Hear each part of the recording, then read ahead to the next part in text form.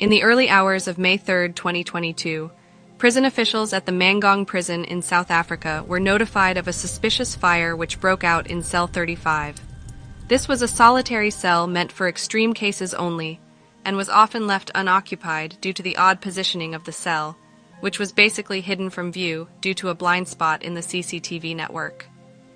On this day, however, as fate would have it, the cell was occupied by a notorious prisoner, Thabo Bester, who was more commonly known as the Facebook rapist. He was serving a life sentence for a string of heinous crimes, including murder, rape, and armed robbery. When prison officials eventually reacted to the fire that broke out, they recovered the remains of an unknown person believed to be Bester. He was laying under the mattress of his bed, and he was burnt beyond recognition. His death was originally ruled a suicide, and to be honest, many people rejoiced because they believed that justice had finally been served, as Bester wouldn't be able to hurt another person again. The supposed end of Thabo Bester's reign of terror brought a fleeting sense of peace to those who'd been affected by his actions.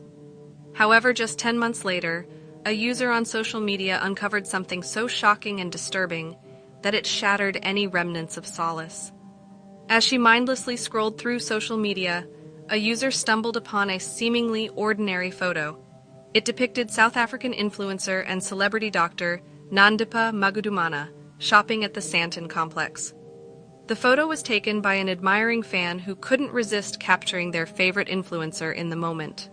At first it seemed like nothing out of the ordinary, but as the user gazed deeper into the image, a realization struck them. The man shopping alongside the doctor bore an uncanny resemblance to the notorious Thabo Bester. Despite a change in hairstyle and the use of sunglasses, a childhood friend of Bester's would later say that he was convinced that the man in the photo was indeed that of the Facebook rapist.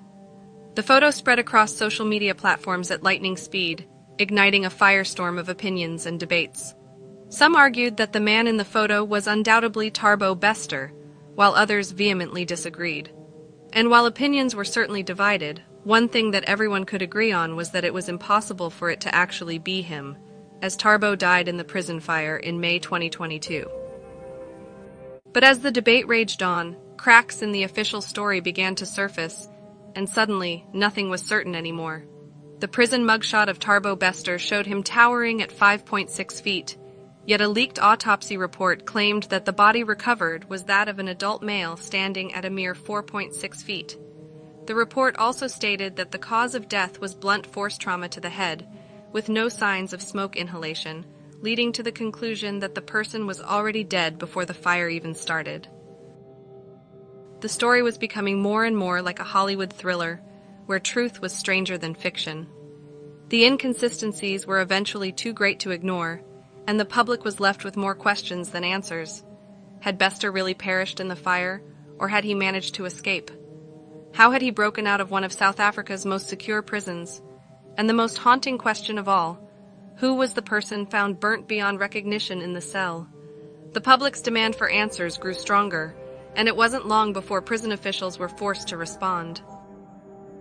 The Department of Correctional Services has concluded that the body found in a Mangaung cell is not that of so-called Facebook rapist Thabo Bester. It says Bester escaped from custody in May last year. The department says there will be serious consequences for those found to have been involved in this escape. Thabo Bester was born into a world of darkness, his existence marked by tragedy and crime.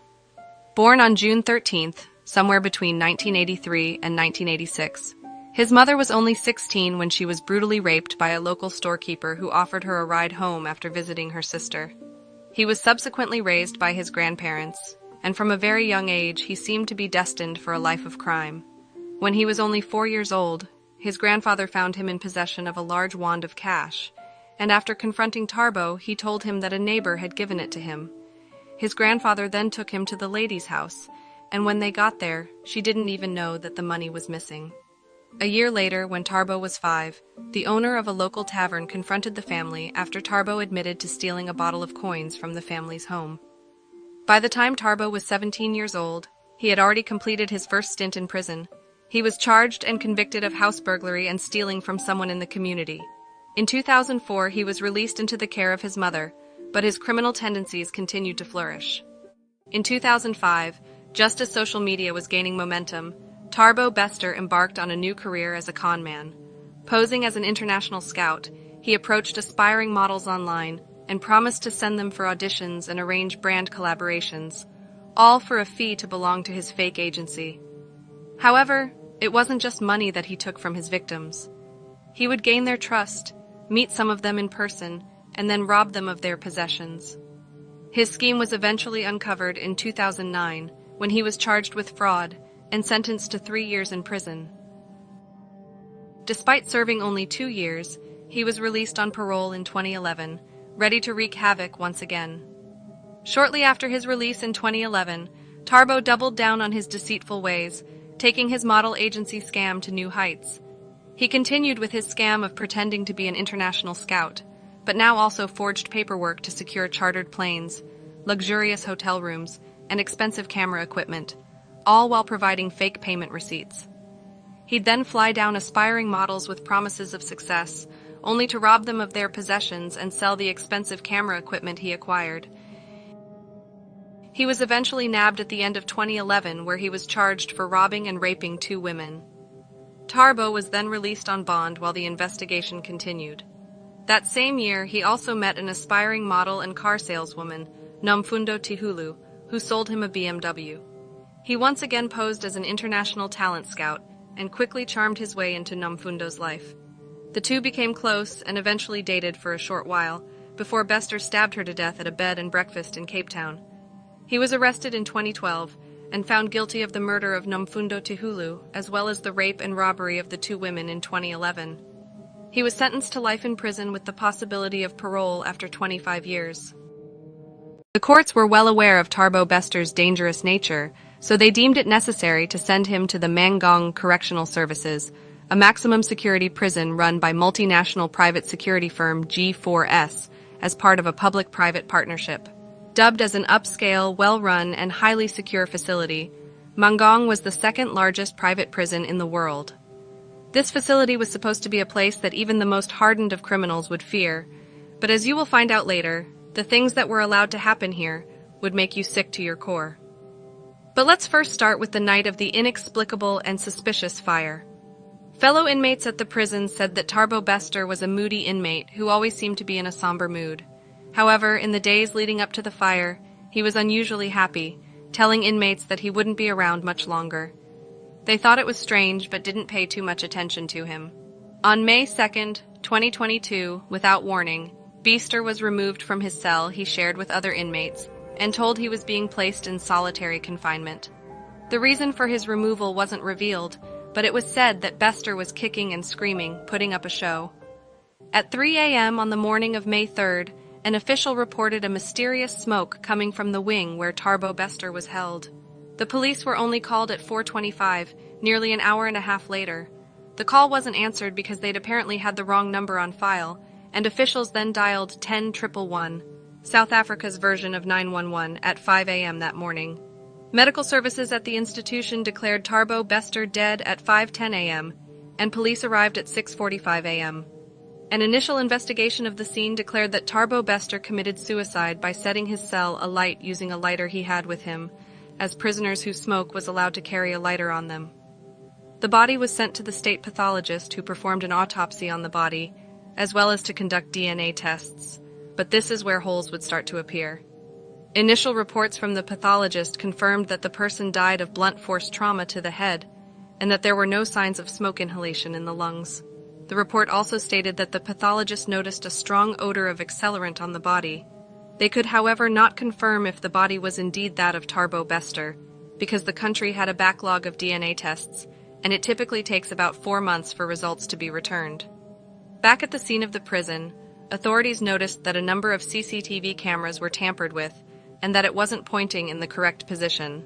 Additionally, at 2:59 a.m., literally seconds before the smoke was first reported, almost at the edge of the frame on the CCTV footage, 2 people dressed in warden uniforms could be seen hastily exiting the prison.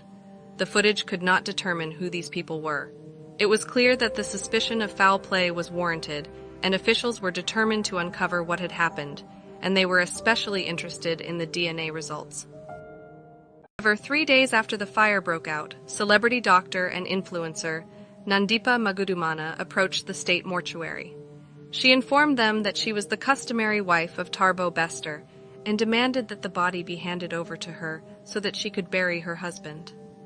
The mortuary was reluctant to hand the body over, but the doctor then approached the courts claiming that the dignity of her husband was being trampled on, as she wasn't allowed an opportunity to bury him.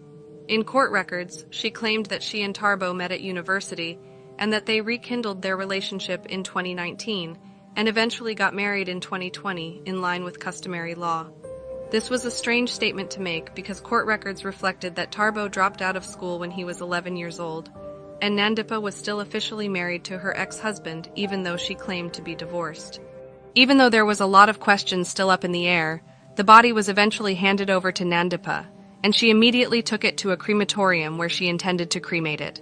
But just before the body was due to be cremated, another spanner was thrown into the works, and Tharbo's mother came forward to claim the body for herself, saying that she wanted to bury her son. She said that she had no knowledge of Thabo marrying Nandipa, and therefore she had no right to cremate her son.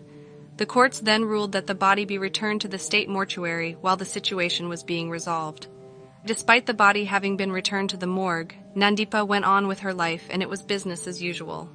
As time passed and the news of Tharbo's death and subsequent investigation went quiet, it seemed that Nandipa and Thabo became more comfortable, often being spotted together in public.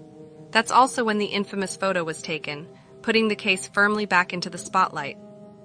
After the photo spread on social media, many people recognized Thabo as the Facebook rapist, but there were also a number of other people who recognized him by some of his other aliases.